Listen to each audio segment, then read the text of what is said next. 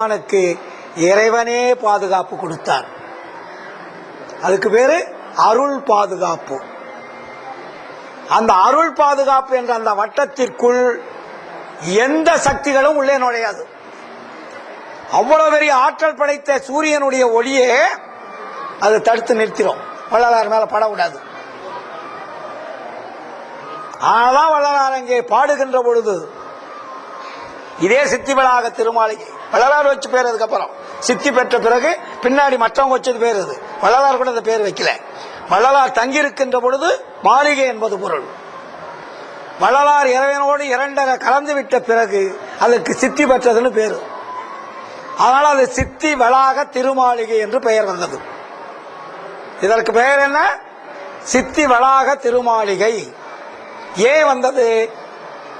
சித்தி பெறக்கூடிய வாய்ப்பை இங்கே பெற்றதனால். அப்ப வள்ளலார் அங்க என்ன சொல்றாரு?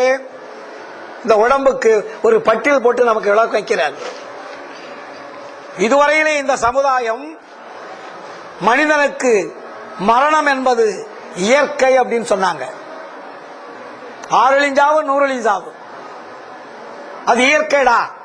அவன் எவ்வளவு பெரிய அரசனா இருந்தாலும் ஆண்டியா இருந்தாலும் மரணம் தான் அப்படின்னு ஒரு முடிவுக்கு வந்துட்டாங்க.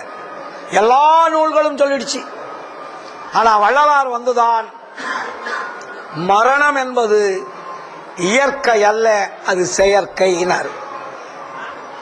செயற்கை என்றால் தானாக மரணம் வருவதில்லை, தவறு செய்வதனால் வருகிறது மரணம். தப்பாலே சகத்தவர் சாவே துணிந்தார்.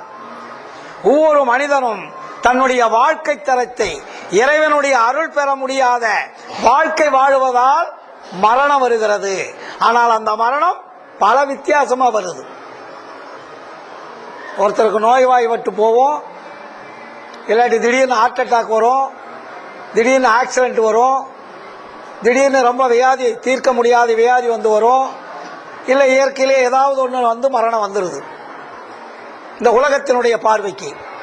ஆனால் மரணம் என்பது எல்லோருக்கும் பொதுவாக இருக்கிறது. ஆதலால் அது இயற்கை மரணம்னு பேர் வச்சிட்டாங்க நம்ம சமய நூல்கள் எல்லாம். ஆனா வள்ளலார் வந்துதான் மரணத்தை வெல்ல முடியுன்ற ஒரு உண்மையான ஒரு கருத்தை அவர் தெரிந்து வெளியே வைக்கிறார். ஏனென்றால் தனக்கு கிடைத்த வாழ்க்கையினுடைய தன்மை அவருக்கு புரிந்தது இந்த சித்தி வளாக திருமாளிகையில. அப்பொழுதுதான் சபையை கட்ட ஆரம்பிக்கிறார். சபை ஏதோ சும்மா நினைச்ச மாதிரி எல்லாரும் கோயில் கட்டுற மாதிரி 10 பேர் சேர்ந்து கட்டினது அல்ல.